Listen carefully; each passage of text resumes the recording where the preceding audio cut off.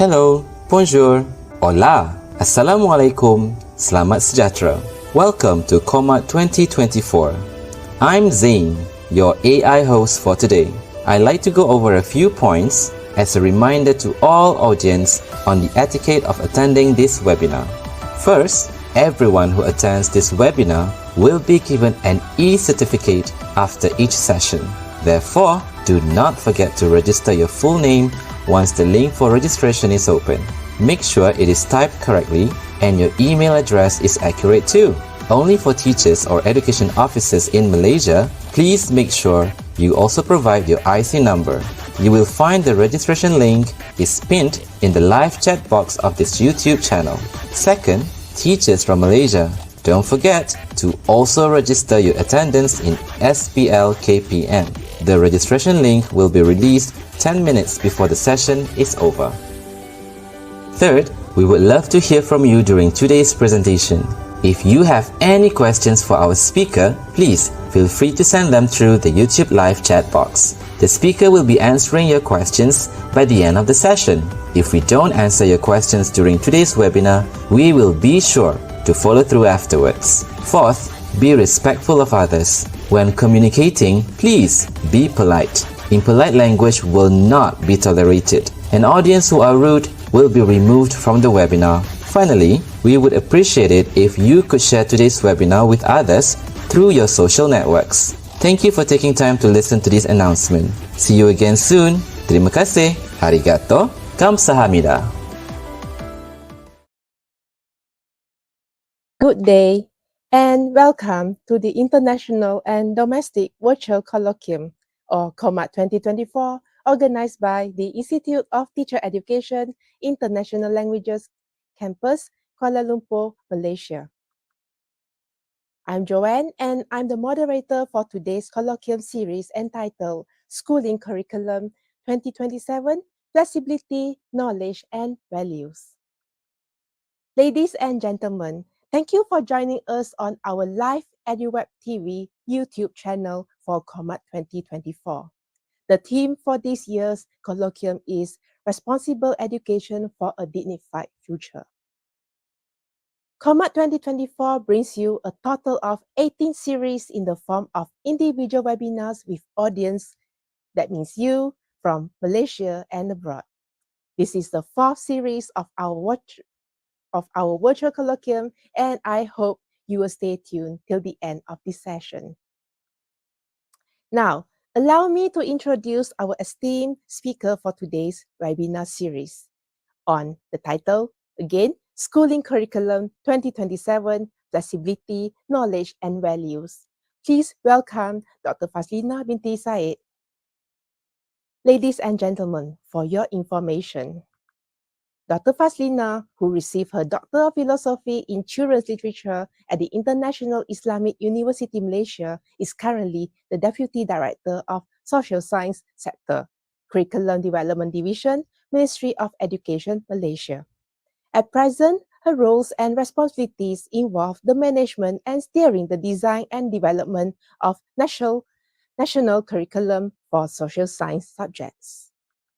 Previously, she was also working on the similar roles and responsibilities, but on the design and development of national curriculum for 11 languages when she held the post of Deputy Director of the Language and Literature Sector. She has more than 27 years of teaching experience, 12 years in secondary schools, 15 years with the Institute of Teacher Education, International Languages Campus. Dr. Fazlina had held many significant positions throughout her career which were very much related to English language. Furthermore, Dr. Fazlina has vast experience in managing huge projects at national and international levels. She has even managed numerous national programs and strategic collaborations with various agencies, locally and internationally. Dr. Fazlina's areas of expertise include project management, curriculum development, English language and literature, lesson and module planning, as well as English language teaching methodology and phonology for English language teaching. So, Dr. Faslina, I believe that our audience are all eager to hear more about your sharing on this topic. Hence, Doctor, the floor is now yours. Thank you very much, Joanne, for that introduction. And thank you again for inviting me to this COMAD. I know this is your 5th year, and I'm more than willing to become one of your presenters again, right? The title that the topic that we're going to talk about today is Malaysian School Curriculum Framework, which will be rolled out in 2027. So basically what I'm going to talk about is to talk about the framework. Why do we need to change? Yeah. So the reason why we need to change, not because we think that the curriculum needs major revamp or the curriculum has problems, but as part of the curriculum development division's work, after a complete cycle is done, so we need to actually review and look at areas where we can improve further, right? So when we say why the need to change, there are various ways. We have started since 2022, various ways of us gathering information, some of them through research findings, and we have numerous engagement sessions with various stakeholders, such as we have from teachers themselves, from students, parents, industry players. We also have from NGOs, various ministries, and also we look at how the various policies that we have. There are some current policies, there are some existing policies that we need to incorporate in the new curriculum. So when we look at the existing curriculum, we feel the time is right for us to change, and there are areas which we need to go hand in hand with whatever is happening around the world. So the curriculum needs to be flexible, relevant, and contextual, to achieve a lifelong education culture. So basically, when we change, there are certain goals that we would like to achieve. So in shaping a generation, we need a generation that has growth mindset and resilient citizens. Yeah? So when we look at the various policies, some of the policies that we have looked at are national policies. We have looked at child development theory and student aspirations. Yeah? So some of the policies are like National Education Policy, Children's Policy, National Unity Policy, Malaysia Digital Economy Blueprint, and Digital Education Policy. So the focus of the curriculum for 2027 is actually aligned, and it has to suit and match the maturity of age and development of children's thinking. So the 6 student aspirations in the Malaysian Education Blueprint, which is from 2013 to 2025, are adjusted to meet future needs. And we are also currently reviewing the blueprint so that it would actually go hand in hand with the new curriculum, right?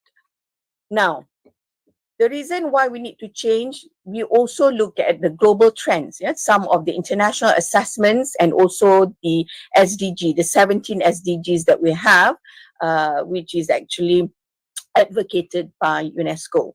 So looking at all these elements, so we feel that we need to move towards competency-oriented curriculum. So there are some elements, competency elements within the education curriculum. So we also need to address and overcome educational poverty in teens and PISA. We also need to develop students who are aware and responsible towards the economy, social issues, and the environment. And we know now the climate change has become a very huge agenda, and everybody is talking about climate change. Though we have climate change in our current curriculum, but the focus must be a lot more, and the approach that we are going to use in addressing climate change would have to be based on inquiry, inquiry-based approach. And we also look at the current, most recent policies such as Malaysia Madani and the Ministry of Education core principle. So In the Malaysian Madani concept, we also took into consideration the karamah insaniyah, that means the development of character in shaping the future generations. So there would be a specific slot in the new curriculum for character development, which I will explain a little bit further.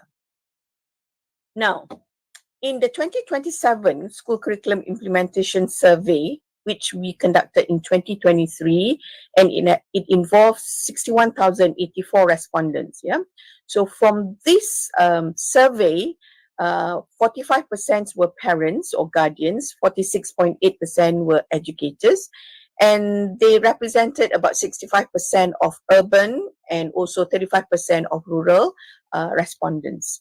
Okay, now in the current curriculum, from the survey, it was illustrated, it was highlighted that 75.35%, the level of curriculum was too high, 37.79%, the content was very dense, and 27.87% that, from the survey, the participants in the survey responded and said that we need to reduce the number of subjects.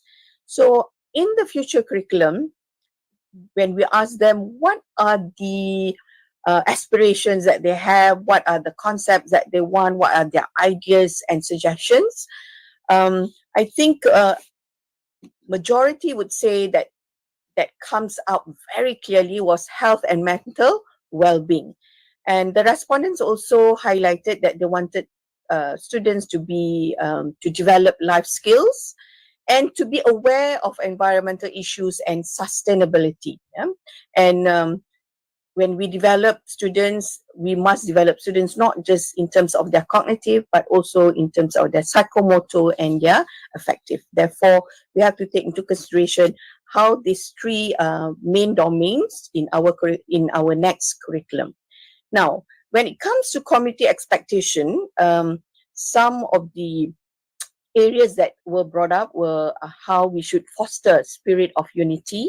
So this is what they want in the new curriculum. Cultivate social values and manners. And they want curriculum that are able to support social and emotional development. And last, community expectation was considering the needs of students' diversity. That means we know our children comes from different backgrounds, not only in terms of their cognitive level, but also in terms of their socio-economic, in terms of their religious background, cultural background, language background. So all this must be considered in the new curriculum.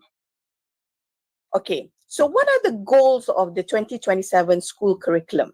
Yeah, of course, the ultimate aim is to have insan sejahtera. So if we were to translate it, it would be harmonious individual. So what does it mean to be insan sejahtera?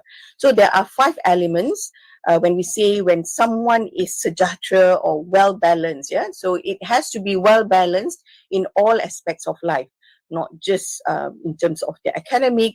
They must also develop in terms of their emotions, social, and their ability to interact with others. Yeah, so their physical development, spiritual development, and also their emotional development. All these things would actually contribute into making them to be harmonious individuals. Okay.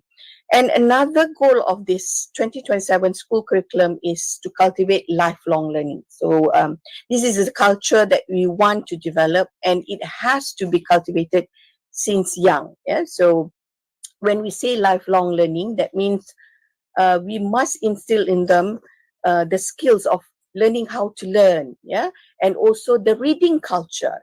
That is very, very important, how we actually develop reading culture. As we know now, children tend to be more engaged with devices or gadgets, not so much on physical books.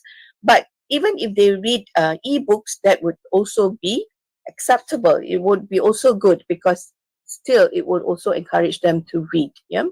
And the third goal is actually appreciating unity and harmony, as well as respecting diversity. So that means when we our society is very heterogeneous, so that means we must able to appreciate the diversity, respect the diversity, and how do you manage diversity in our society. And the fourth goal is actually strive to be good and responsible citizens.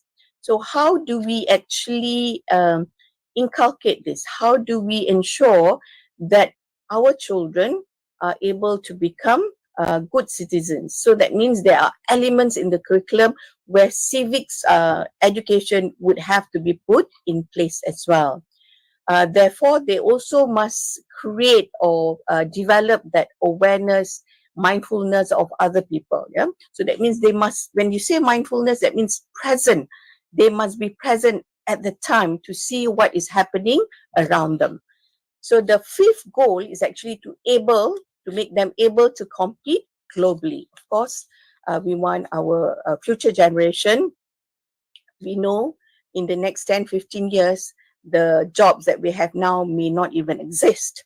There would be new jobs that would be coming along the way, where they need to actually able to transfer a set of skills that they have acquired, or the competencies that they have developed, so that they can transfer this and able to adapt to the different needs in the future. Now, so what are the guiding principles for school curriculum development? There are 6 guiding principles that the Curriculum Development Division using. One, which is flexible. Flexible meaning teachers can easily unpack and repack the curriculum to ensure that the implementation and the teaching in the classroom would actually be optimized and be used in various situations. And teachers should be able to adapt and use the curriculum so that it actually suits and cater to the needs of the children, in terms of their interests, their preferences, and also their abilities.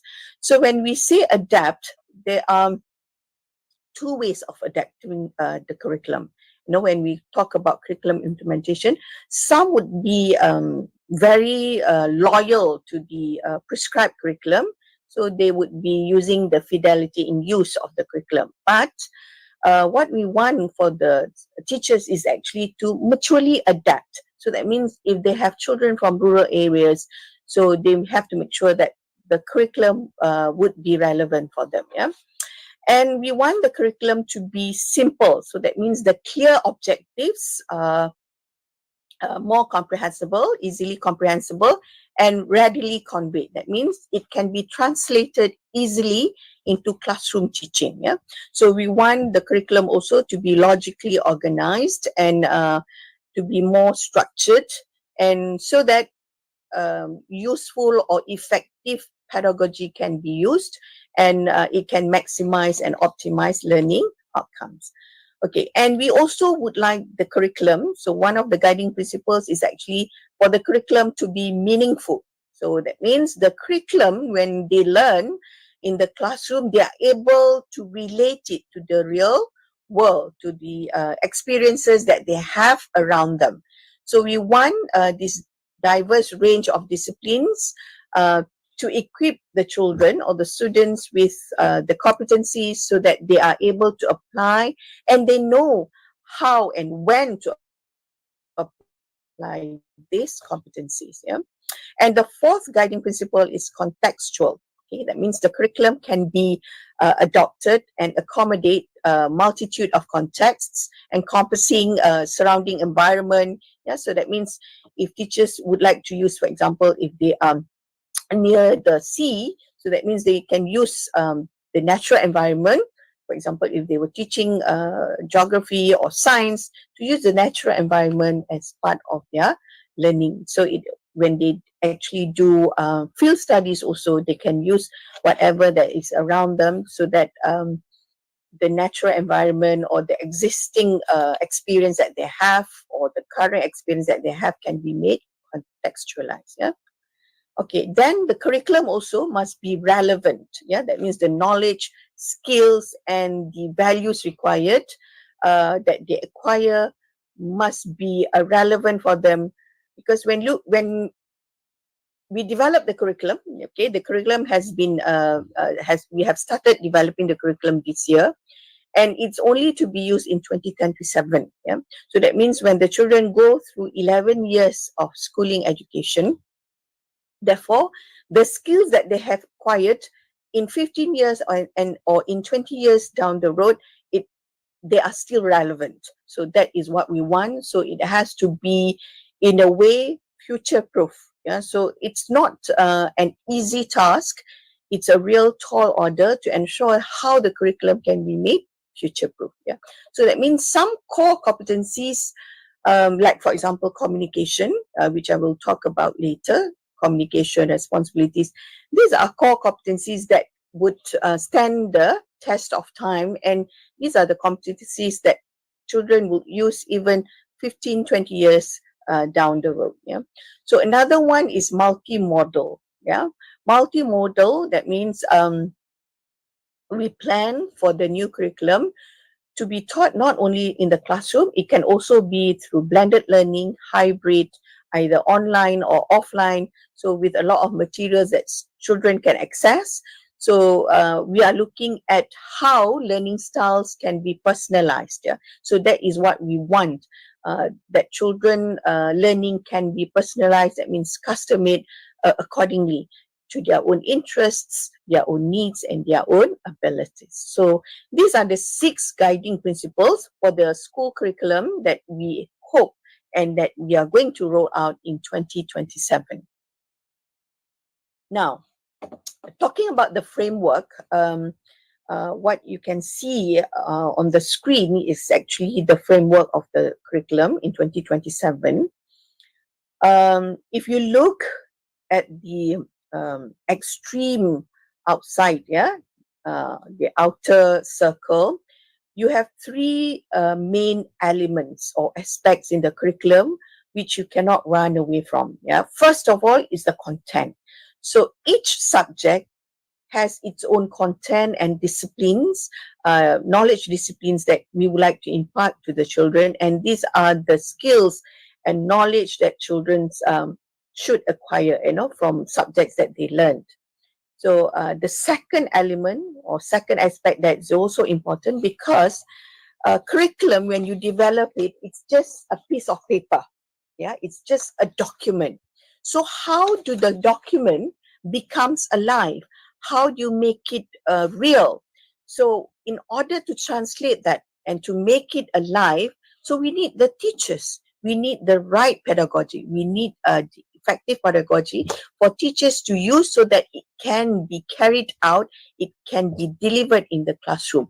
So that means the aims and the goal of the curriculum can be delivered by the teachers through the right pedagogy. Now, so when you talk about the content, the pedagogy, and then of course, when you talk about the 3 elements of curriculum, the curriculum as the planned curriculum, that means the official document, and then you have the implemented curriculum or the delivered curriculum, the curriculum that is carried out in class or within the sphere of learning. And then the third one is actually the experience curriculum, the learned curriculum.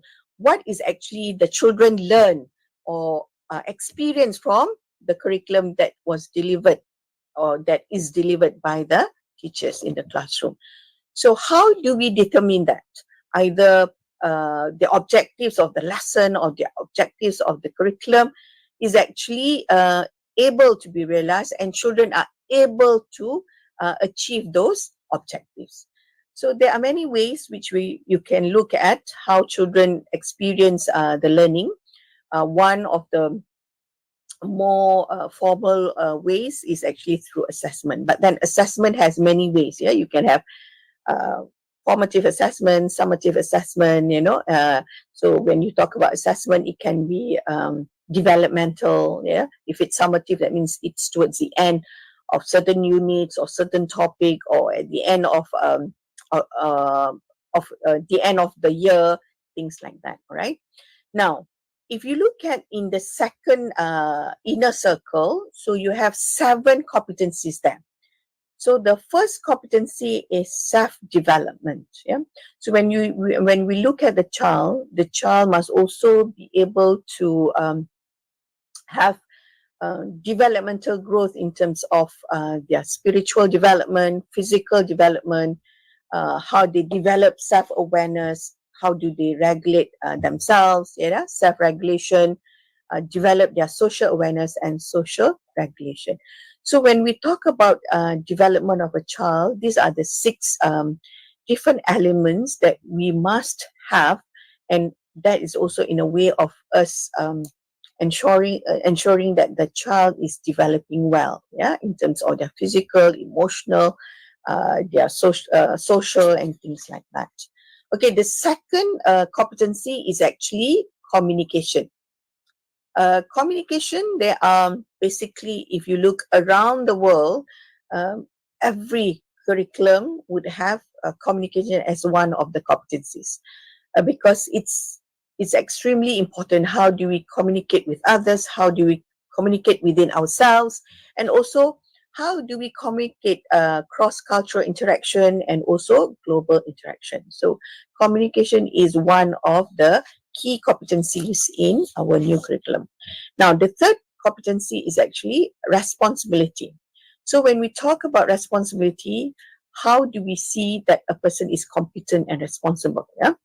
So we look at how they are in terms of knowing their rights as a citizen.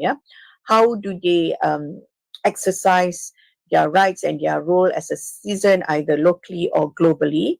And also responsibility in terms of we want to inculcate that entrepreneurship in all our children, so that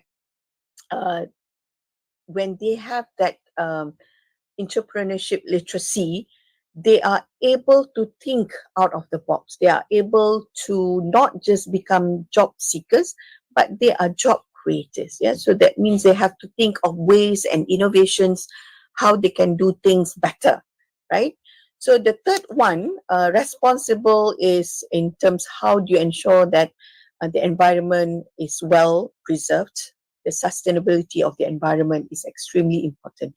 Now with a lot of natural disasters happening around us, particularly with climate change, we need to ensure that our energy and our resources are sustainable. So these are the things that we want the children to be responsible, to be aware, and to be able to ensure that the sustainability of the earth can be passed down to the next generation. Responsibility in terms of their career, responsibility in terms of how they conduct themselves in doing community service, and also responsible to have that humanity, and also inclusiveness, in terms of how do they become responsible, because we want to have that inclusive education, being responsible in terms of their inclusivity. All right. Now, the fourth one, which is digital fluency. So under digital fluency, because we just launched our digital policy, education digital policy last year. So this is, everybody's talking about AI now, everybody's talking about IoT, So the 5 subcompetencies are data, information and technology management, computational thinking, digital content creation, digital communication and collaboration, digital citizenship, and of course we have cyber security. So we want our children to be safe, and there are a lot of materials in the internet that we need to be careful about. So children need to be able to differentiate, which are opinions, which are facts, which can be trusted, which cannot be trusted. So they must have that self-regulation in themselves to ensure that whatever they see, hear, and view is relevant and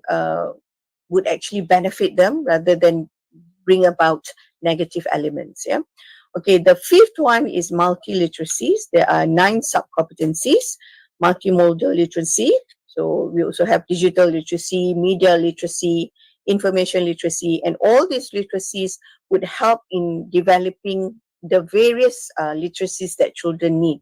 Normally, when we talk about literacy, we always talk about being able to read and write, but it goes beyond that. Yeah, even when you look at visuals, yeah, so you must be able to decipher, to understand what do the visuals mean, what do they represent. So these are the things that we need to understand. And intertextuality, that means this literacy. One of the findings from PISA is actually when it comes to the reading domain, our children lack the intertextuality literacy, where sometimes they are given multiple texts, but in different forms, could be linear, non-linear. How do they actually connect and make connection between these texts in order for them to answer the questions in PISA? Yeah? So these are the things that we need to develop. And of course, last, we have also rhetorical awareness and also critical literacy. That means when we talk about critical literacy, that means children must always question themselves. Is this the right thing? Yeah, whatever that I'm reading, whatever I'm looking at, is this right? Can I use this? How can I use this? How can I further improve this? So they need to be critical in whatever that they are doing. Now, the sixth one is actually lifelong learning. So there are two sub-competencies: learning how to learn and also the reading culture. So if we develop this competency, we know children would be able to navigate in life. They are able to overcome adversities in life. Yeah, so they would also be able to develop that love for knowledge, love for pursuing new knowledge, and looking for opportunities in life and how they can actually enhance and develop their skills further. So learning how to learn and reading culture, these are very, very important sub-competencies.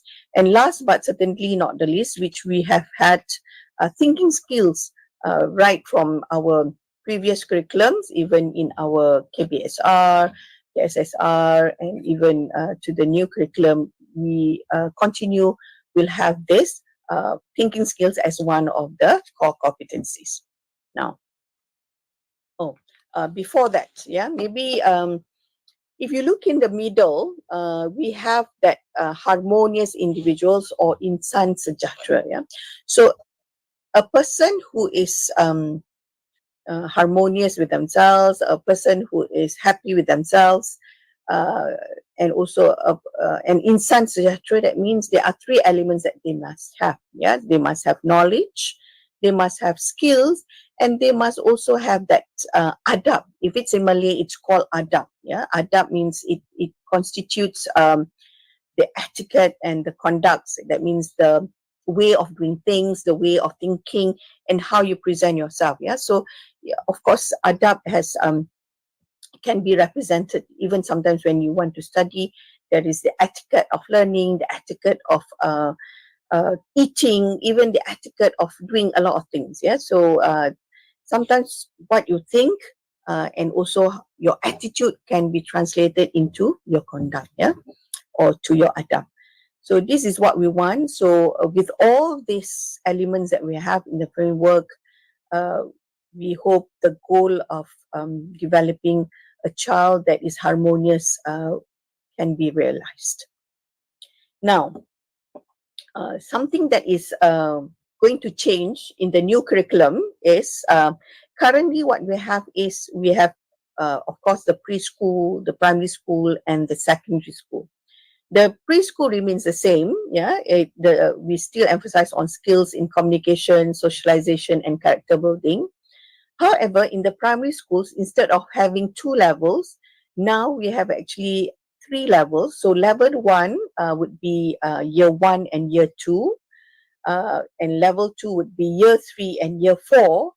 Level 3 would actually be year 5 and 6. So each level has its own focus. Yeah. So for example, in level 1, the focus would be on the mastery of literacy and numeracy, as well as character building. Yeah.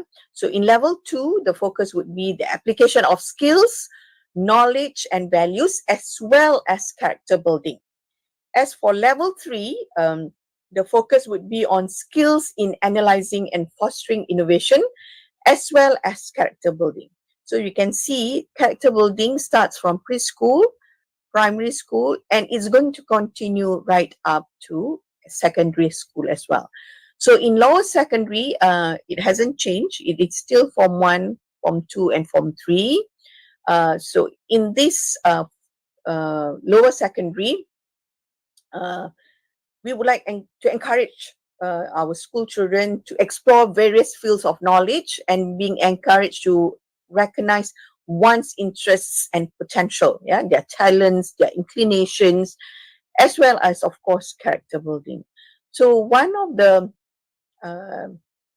new areas that we are going to emphasize in lower secondary, for example, in the current curriculum, students are given a choice. Either they want to choose either visual arts or music. But in lower secondary, in the new curriculum, music and visual arts, it's a must subject, a subject that everybody must learn so that children would know their potentials. We would like them to explore as much as possible. So there are also new subjects that we are going to introduce from primary, which is something like additional language. Additional language would be Malaysian Sign Language, and also in the secondary we are going to introduce communicative Arabic. So that means children who have studied in the national school Arabic, they would actually be able to continue in the secondary school as well. Okay, for the upper secondary, the structure remains the same. That means upper secondary is made up of Form 4 and Form 5. So at this age, children should be able to see the kind of career path or disciplines that they would be able, or they want to continue in the tertiary level. So that means in the higher education, they would be able to, for example, if they are inclined towards science, therefore they can take the sciences. Or if they are inclined towards, say for example, they want to do into engineering, or graphic designing, they can actually choose the relevant subjects. Okay, and not forgetting, character building is also elements that will be infused in the new curriculum. So we have character building right up, from preschool right up to upper secondary. Now, so what's new in the 2027 school curriculum? One of it is character education. So the emphasis on the noble aspect of humanity. Doesn't mean that in the existing curriculum we don't have, but in the new curriculum, what we are going to do is we are going to have, it's not a subject, it's a specific slot that we have, because we have taken various elements in the existing programs that we have in our schools. We try to actually blend those things and make it into a specific slot. And we hope through this character education, the focus on socio-emotional learning, students are more prepared to contribute positively to learning. So that means when they understand themselves, they know their strengths, their weaknesses, they're happy with themselves, they are also happy to receive the knowledge and be more calm in the classroom. So character education begins from preschool to secondary school. There would be specific time slots allocated in the timetable. So in these slots, children would be given specific roles. For example, every week there would be one student who will be appointed as a leader to conduct the classroom discussion, to think about what are the problems that they have or issues that they would like to address and talk about. So they would actually celebrate ideas and suggestions from their friends or issues that their friends have. So they must think as a group, as a team, how they can work and try to address those issues. Now, another thing that is also new in the school curriculum is the assessment. Yeah? Previously, we used to have at the end of primary, we used to have one public examination, but now we have actually abolished that UPSR. So what we have is we want to enhance on the school assessment and also with the final year academic assessment. Yeah. So each level, it has a checkpoint. Yeah, to ensure the objectives of each stage are achieved. For example, if you look at stage 1, the focus is on literacy and numeracy. Therefore, early intervention needs to be carried out. For example, even in year 1 itself, you need to look at the children's ability. Are they able to read or not? Yeah, so appropriate interventions need to be taken. So when you have the focus for each level, so teachers must be accountable. So we want teachers to be accountable for the development of literacy and numeracy. So the 3 levels of mastery at level 1, yeah, in primary school, which is similar to preschool, the emphasis on project-based learning and also school-based assessment in primary and secondary schools. And we also involve industry involvement, such as we have, for example, in the upper secondary, that we have apprenticeship at the upper secondary level. We also have psychometric assessment, which will be used to measure pupils' talents and interests and also their inclination. Yeah. Now, another thing, what's new, we also have what we call subject enhancement. In lower secondary, Form 1 to Form 3, we have basic science, computer, and design technology or reka bentuk technology. These subjects are combined to form technology and digital. We are also offering fine arts or visual arts and music to all lower secondary students. In the upper secondary, we have reka cipta subject will be integrated with reka bentuk dan technology. Yeah, we also offer additional languages such as communicative Arabic to all secondary school students as one of the choices. Yeah, and we also have Malaysian Sign Language or Bahasa Isyarat Malaysia to all interested students, not limited to students with special needs only. Yeah. Okay, so the emphasis on literacy and numeracy. So in level 1 of the primary school, we would like to ensure that students master the basic reading, writing, and arithmetic skills as early as possible. Yeah.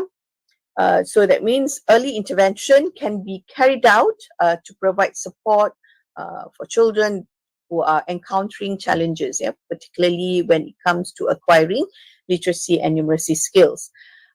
We would like to enhance a readiness to engage in learning at the next level. So why do children need to able to master the literacy and numeracy? Because if they are unable to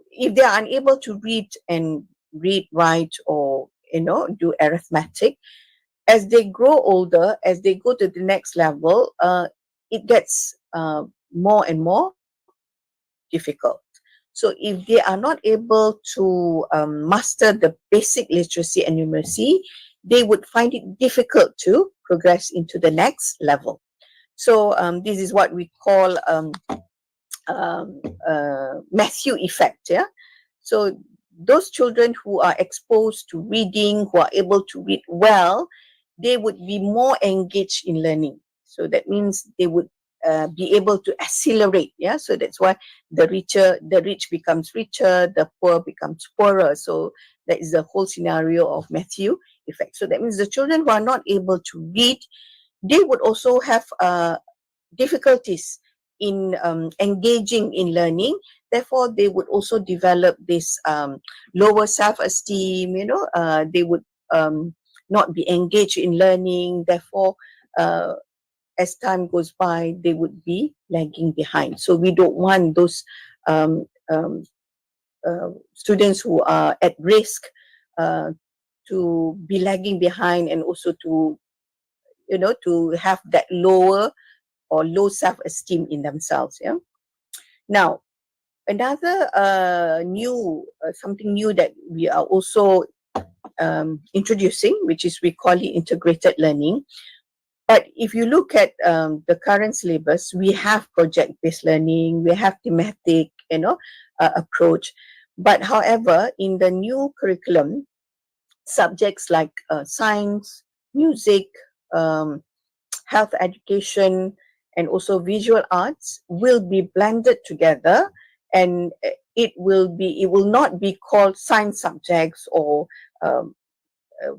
visual art subject, but it will be called as integrated learning. That means the four disciplines of subjects, that four disciplines would be well integrated and woven into the curriculum. So it's an approach to teaching and learning where we actually integrate content, skills from various disciplines. And we would like children to experience a holistic way of learning, so that their learning become relevant, and we want it to be connected to real world. Yeah. So this is something that teachers should look forward to, and also students should look forward to. Okay. Thank you very much. I think that's about it. My presentation for today. If you have questions, I am more than happy to answer the questions. Thank you for now. Thank you so much, Dr. Fazlina, for such insightful sharing earlier. From the audience point of view especially, I would say that on behalf of myself as well, we are truly enlightened by the sharing of the whys, the outcomes of the survey, the guiding principles that will lead to the achievement of the goals, with the framework as well as the stages of schooling, with new curriculum focus. On that, please allow me to recap them. Focusing on character education, assessment, particularly on mastery learning perhaps, enhancement of subjects, emphasis on literacy and numeracy, and last but not least, integrated learning. And I would say that the year 2027 will come in less than 2.5 years' time. So with that, ladies and gentlemen, with a heavy heart, I must inform you that we have come to the end of this series number 4. Personally, I have learned so much from this sharing, and I hope you do too. So, you do, right? Should you have any questions, to drop them in the comments box. We'll attend to them when the time permits. Okay? Once again, on behalf of Institute of Teacher Education International Languages Campus, IPG-KBA, we would like to thank Dr. Fazlina binti Said for your time today. Our gratitude also goes to our technical team led by Mr. Satya, Mr. Daini, Mr. Fazi, and Mr. Azri. And not to forget our counterpart from the Educational Technology and Resources Division, BSTP, Ministry of Education Malaysia, led by Mr. Kevin Raj and Ms. Jenny Chiang. That would be all for now. Please do not forget to watch our next webinar series number 5, which will be live at 2:30 Malaysian time in the afternoon today, entitled Akal Budi dan Pemikiran Masyarakat Melayu. Till then, jumpa lagi. See you soon.